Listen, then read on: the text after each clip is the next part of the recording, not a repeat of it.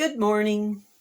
In this video, I'm going to share a few of my thoughts and just things that I've learned about um, manifesting desires in life, making dreams come true, or you could just say setting goals and accomplishing those goals.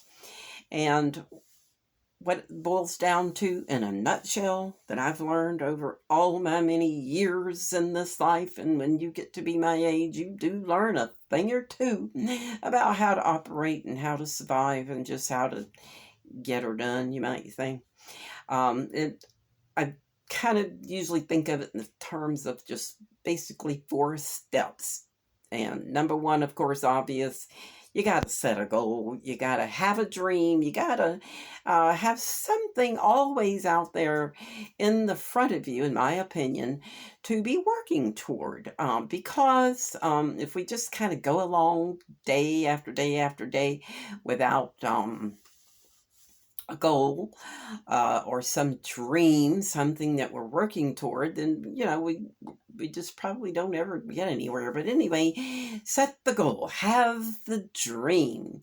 Number two, I find it to be very effective if you write down a plan. I always got to have a plan. Okay, the goal is out there in front, but what am I going to do to get there?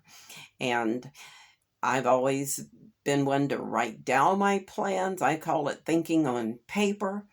And I just find that if I don't write it down, it's too easy to kind of, lose sight of where you're going and, well, what do I do first? What do I do second? Etc., etc. So write it down. Have a plan, write it down. Now, number three might seem like common sense, but what good does it do to have a goal, have a dream, write down your plan if you don't take action? Number three, take action, enact the plan. Don't just let it sit there thinking about, well, I'll start tomorrow, or, well, when things are right, then I'm going to start working on that plan. No, I think it's important to every single day, and what works for me, and I think is a very effective way of accomplishing this goal and enacting this plan, is to start out the morning. What am I going to do today? What is in order to make progress in this plan toward this goal? And even if it's just some simple little thing, every day should be some intention to make some kind of progress. And then you go through your day, things happen, things don't. And then at the end of the day, you revisit and say, did I accomplish what I set out to do today to make progress on this plan? And sometimes you do and sometimes you don't. But if you can say it, well, at least I made some kind of progress. I did something, even if it's just some kind of little teeny tiny thing. As long as there is progress, little bits, teeny tiny steps are better than nothing at all. So, okay, and I find that if you do this every single day, eventually you're bound to get there. Okay. Now, but I think step number 4 is what I find to be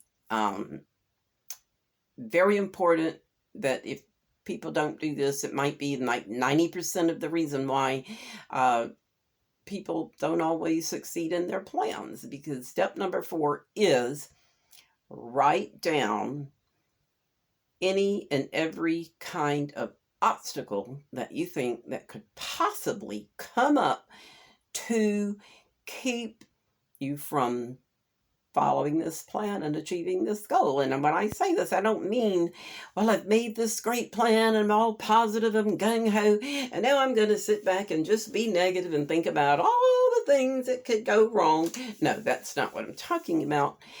I'm talking about being prepared. Okay, I've got this goal. I'm going to fulfill this dream. I'm going to do it.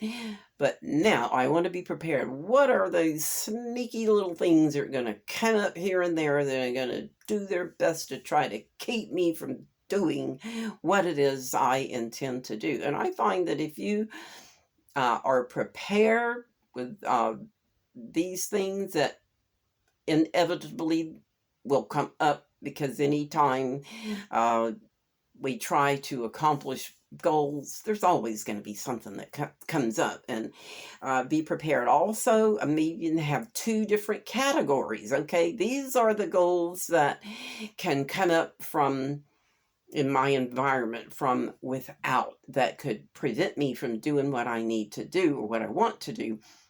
And then have a separate list of these are the obstacles that may come up from within myself. And personally, I find those obstacles to really be the ones that will really cause us to be defeated, because when we become discouraged, or when someone tells us, oh, you're never going to do that, you just can't let those things bring you down on the inside and make you just lose heart, so to speak. So anyway, once again, and I would like to just give a very brief experience that I had in my life about setting a goal and achieving something that was a very big dream for me at that time. I was very young. This was between my freshman year of college and my sophomore year of college.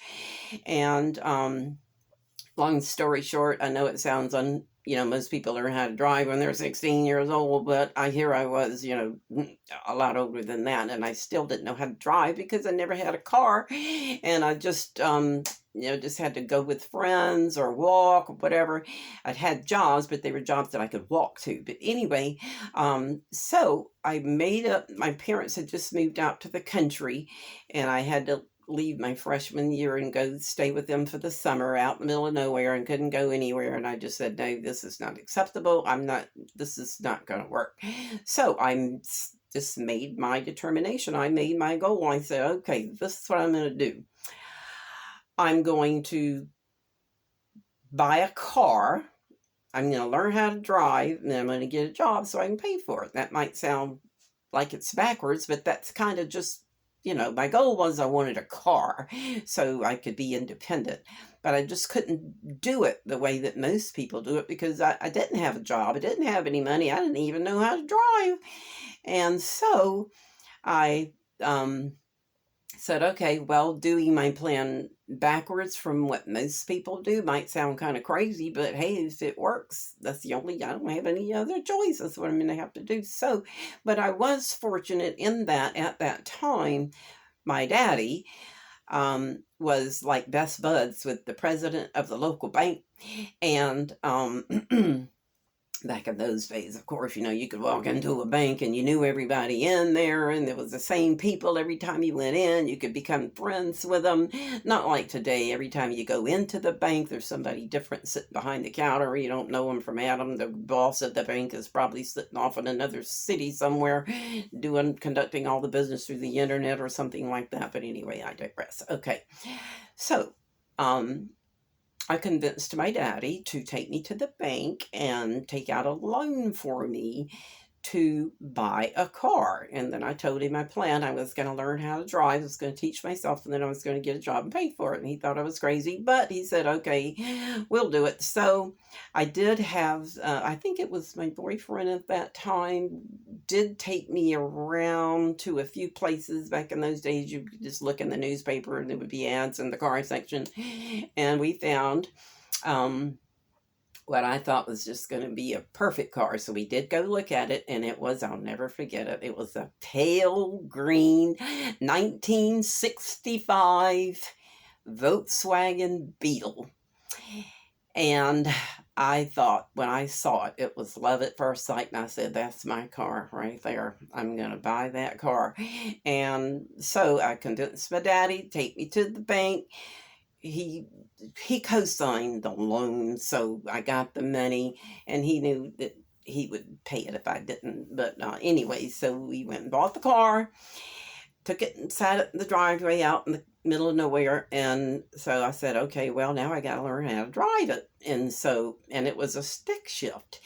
And so but fortunately, the subdivision that we lived in where I was staying, it was just off of the main drag, but it was just one big giant circle of houses. And so what I did was is I got in that car and I must have driven around that circle, oh, I would say at least 900 times, just going around and around and around, because I had to learn how to let the clutch out and push the gas in at the same time to keep from choking the car off.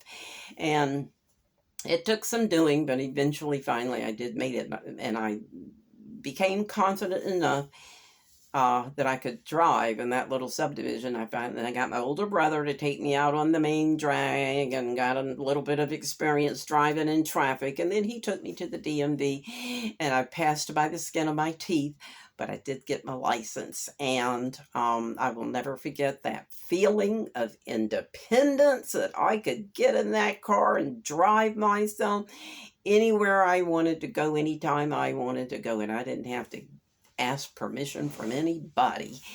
And then, of course, the next step was, okay, well, I got my car, I learned how to drive it, now I have to get a job so I can get some money and pay for it.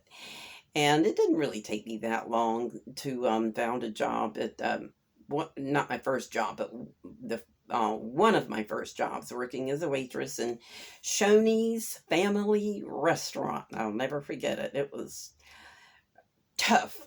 Didn't know that much about being a waitress, and anyway, I finally did save up enough money.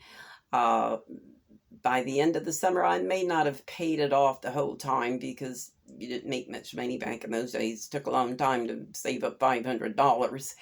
But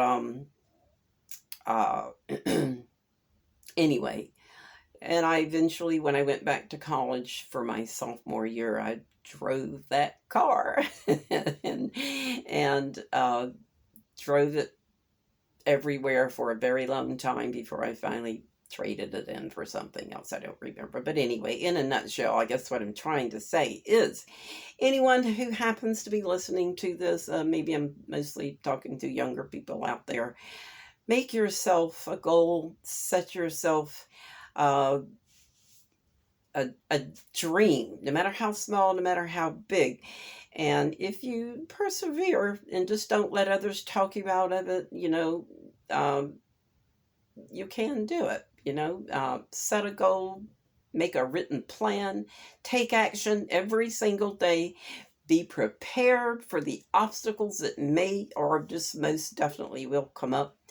And that way you'll be ready for them when they come. And just never give up.